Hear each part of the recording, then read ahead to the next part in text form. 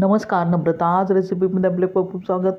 तर आज आपण एकदम टंब फुगलेली चटपटीत आणि खायला अप्रतिम अशी मटार कचोरी कशी बनवायची हे पाहणार आहोत. मटारचा सीझन आहे, त्यामुळे अशा प्रकारे कचोरी तुम्ही बनवून त्याचा आस्वाद घेऊ शकता. अगदी लहानांपासून मोठ्यांपर्यंत सर्वांच्याच आवडीची मटार कचोरी आहे. अगदी झटपट तयार होते, शिवाय हलवाई स्टाईल घरच्या घरी तुम्ही बनवू शकता. रेसिपी साधी सोपी सुटसुटीत इथे मी शेअर केली आहे, तेव्हा व्हिडिओ पूर्णपणे पहा. आणि रेसिपी जर आवडलीच तर चॅनलला सबस्क्राईब करा, लाईक करा आणि आपल्या मित्रमैत्रिणींना शेअर करा. चला तर मग जास्त वेळ न घालवता आता आपण रेसिपीला सुरुवात करूया. तर आपण मटार कचोरी साठी प्रथम आपण पीठ मळून घेऊया. त्यासाठी इथे मी बाऊल घेतला आहे. आता त्यात आपण 1 वाटी मैदा घालूया. इथे मी मैद्याची कचोरी बनवत आहे, तुम्ही गव्हाची पीठही घेतली तरी चालेल. आता मैदा घातल्यावर लगेचच त्यामध्ये चवीनुसार मीठ घालूया आणि पाव चमचा आपण इथे ओवा घालूया. ओवा अशा प्रकारे हातावर घेतल्यावर व्यवस्थितपणे चुरळून घालायचा आहे, त्यामुळे त्याचा स्वाद अगदी व्यवस्थितपणे मिश्रणाला लागतो. आता अशा प्रकारे सर्व जिन्नस व्यवस्थितपणे एकजीव करून घेतल्यावर ही कचोरी खस्ता होण्यासाठी इथे मी 1 चमचाभर तूप घालत आहे. जर तूप घालायचे नसेल तर तुम्ही याऐवजी 2 चमचे तेल घालू शकता. कच्चे तेल इथे घालायचे आहे आणि मैद्याला अगदी व्यवस्थितपणे अशा प्रकारे चोळून घ्यायचे आहे. अशा प्रकारे अगदी तूप मैद्याला व्यवस्थितपणे चोळून घेतल्यावर आवश्यकतेनुसार त्यामध्ये कोमट पाण्याचा वापर करायचा आहे आणि थोडेसे कणिक असते त्यापेक्षा घट्टसर असे पीठ मळून घ्यायचे आहे. पाहू शकता अगदी परफेक्ट पीठ तयार झाले आहे. अशा प्रकारे पीठ मळून घेतल्यावर लगेचच रेस्ट करण्यासाठी त्यावर झाकण देऊया. साधारणतः 15 ते 20 मिनटे आपण हे पीठ व्यवस्थितपणे रेस्ट करून घेणार आहोत. तोवर आपण आतील सारण जे असते मटाराचे ते बनवून घेऊया. आता ही कचोरी एकदम हलवाई स्टाईल होण्यासाठी इथे मी एक मसाला बनवून घेत आहे. त्यामध्ये धने, जिरे आणि बडीशेप घालूया आणि खलबत्त्यात साधारणतः 1 ते 2 मिनटे अशा प्रकारे क्रश करून घेऊया. इथे तिन्ही मसाले आपण क्रश करून घेणार आहोत, त्यामुळेच ही जी कचोरी आहे ही अगदी हलवाई स्टाईल त्याला चव येते. म्हणून अशा प्रकारे अगदी फ्रेश मसाले तयार करून घ्यायचे आहे. पाहू शकता अगदी परफेक्ट मसाले क्रश करून मी घेतले आहेत. ते आपण एका प्लेटमध्ये काढून घेऊया आणि बाजूला ठेवूया. त्यानंतर आपण इथे मिक्सरचे भांडे घेतले आहे. त्यात आपण 1 वाटी अगदी ताजे जे मटार असतात ते इथे मी घेतले आहेत. ताजे मटार अशा प्रकारे मिक्सरच्या भांड्यात घातल्यावर साधारणतः 2 मोठे चमचे आलं, लसूण, हिरवी मिरची, कोथिंबीर आणि कढीपत्त्याची पेस्ट घालूया. हिरवी पेस्ट तुम्ही तुमच्या आवडीनुसार इथे कमी जास्त करू शकता. त्यानंतर मिक्सरच्या भांड्याचे झाकण लावून अगदी पल्स मोडमध्ये हे वाटाणे व्यवस्थितपणे फिरवून घेऊया. पाहू शकता अशा प्रकारे वाटाणे व्यवस्थितपणे क्रश करून घ्यायचे आहेत. जास्त फिरवायचे नाही, त्याचे पीठ अजिबात करून घ्यायचे नाही. तसंच आपण सारं बनवायला घेऊया. त्यासाठी इथे मी आधीच कढई गरम करत ठेवली आहे. आता त्यात आपण 1 चमचा तेल घालूया. तेल तुम्ही तुमच्या आवडीनुसार कमी जास्त करू शकता.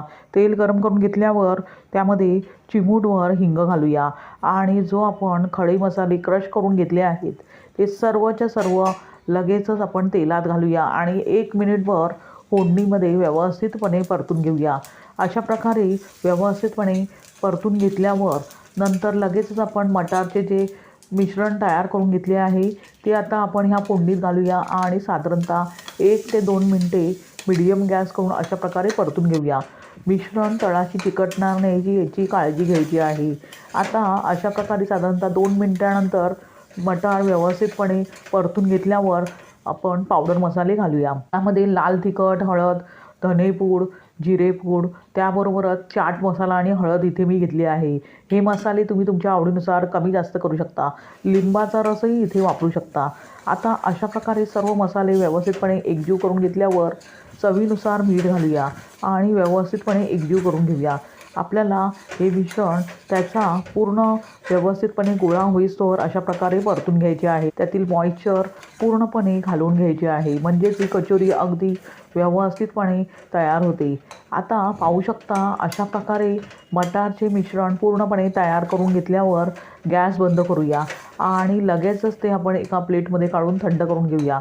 थंड झाल्यावर त्याचे आपण गोळे तयार करून घेणार आहोत. पाहू शकता मटारचे मिश्रण मी पूर्णपणे थंड करून घेतले आहे. अगदी पूर्णपणे गार करून घेतल्यावर अशा प्रकारे एकजीव करून घ्यायचे आहे. त्यानंतर आता आपण लगेचच त्याचे छोटे छोटे गोळे करून घेऊया. त्यामुळे कचोरी बनवायला अगदी सोपे जाते.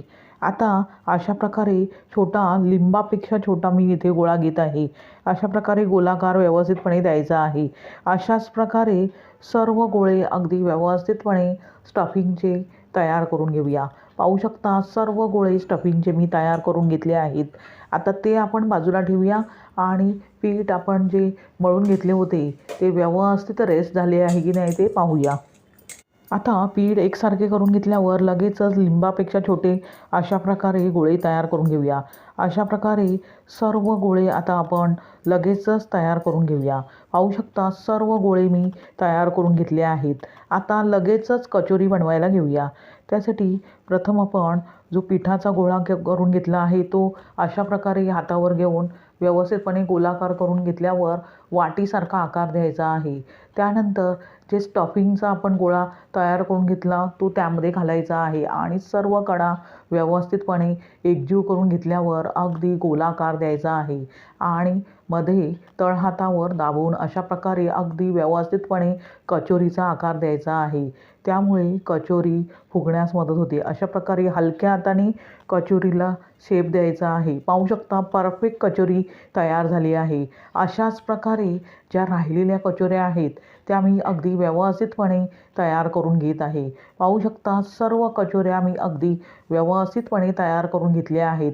लगेचच त्या आपण तळून घेऊया. त्यासाठी एका कढईत आधीच मी तेल हलके गरम करून घेतले आहे.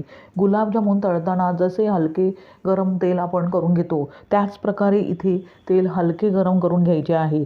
जास्त कडकडीत अजिबात करून घ्यायचे नाही, नाहीतर कचोरी आतून कच्ची राहण्याची शक्यता असते. आता तेल हलके गरम करून घेतल्यावर अशा प्रकारे अगदी हलक्या हाताने आपण जी कचोरी त्यामध्ये अशा प्रकारे सोडूया. एकाच वेळेस 3 ते 4 कचोऱ्या आपण तेलात सोडणार आहोत. एकाच वेळेस जास्त अगदी भरपूर कचोऱ्या तेलात सोडायच्या नाही, नाहीतर कचोऱ्या कच्च्या राहण्याची शक्यता असते. आता अशा प्रकारे तेलात सोडल्यावर गॅस बंद करूनच आपण साधारणतः 5 ते 6 मिनटे व्यवस्थितपणे कचोऱ्या तळून घेणार आहोत. प्रथम आपण कचोऱ्या तळून घेताना अजिबात झारा नाही लावणार आहोत. कचोरी अगदी थोडीशी फुगवून वरती आल्यावर नंतर आलटून पालटून अगदी सर्व बाजूने एक समान रंगावर गोल्डन कलर येईस्तोवर आपण कचोरी तळून घेणार आहोत. कचोरी तळून घेत असताना गॅस मंदच ठेवायचा आहे, म्हणजे ती अगदी एकदम हलवाई स्टाईल खस्ता कचोरी तयार होते. अजिबात मीडियम गॅसवर कचोऱ्या तळायच्या नाहीत. पाहू शकता अगदी टम्म सर्व कचोऱ्या फुलल्या आहेत. अशा प्रकारे फुगल्यावर कचोऱ्या आपण सर्व बाजूने अगदी गोल्डन कलर येईस्तोवर व्यवस्थितपणे तळून घेऊया. पाहू शकता साधारणतः 4 ते 5 मिनटानंतर कचोरी अगदी व्यवस्थित तळली गेली आहे आणि एक समान रंगावर तळली गेली आहे. अशा प्रकारे अगदी गोल्डन कलर येईस्तोवर कचोरी तळून घ्यायची आहे. लगेचच ती आपण टिश्यू पेपर असलेल्या एका प्लेटमध्ये काढून घेऊया, म्हणजे त्यातील एक्स्ट्रा जे तेल आहे ते पूर्णपणे टिश्यू पेपर शोषून घेईल आणि कचोरी अजिबात तेलकट होणार नाही. त्यानंतर अशाच प्रकारे राहिलेल्या कचोऱ्याही अगदी गॅस बंद करून आपण अगदी व्यवस्थितपणे खरपूस रंग गोल्डन कलर येईस्तोवर तळून घेऊया. पाहू शकता सर्व कचोऱ्या मी अगदी व्यवस्थितपणे तळून घेतल्या आहेत आणि टम्म फुगलेल्या आहेत. गरमागरम मटार कचोरी लगेचच सॉसबरोबर सर्व करूया. तुम्ही दह्याबरोबर, खजूर चटणीबरोबर किंवा हिरव्या चटणीबरोबरही ही जी कचोरी आहे ती खाऊ शकता. फारच अप्रतिम अशी लागते. तुम्ही तुमच्या आवडीनुसार चहाबरोबर ह्या कचोऱ्याही खाऊ शकता. अगदी चविष्ट अशा ह्या कचोऱ्या तयार झाल्या आहेत.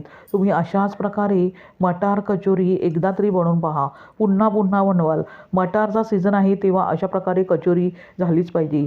तुम्हाला ही रेसिपी कशी वाटली ते कमेंट करून सांगा आणि रेसिपी जर आवडलीच तर नम्रताज रेसिपीला सबस्क्राईब करा. अगदी निःशुल्क आहे. लाईक करा आणि आपल्या मित्रमैत्रिणींना शेअर करा. पुन्हा भेटूया अशाच साध्या सोप्या सुटसुटीत आणि तितक्याच चविष्ट अशा रेसिपीसह. धन्यवाद. श्री स्वामी समर्थ.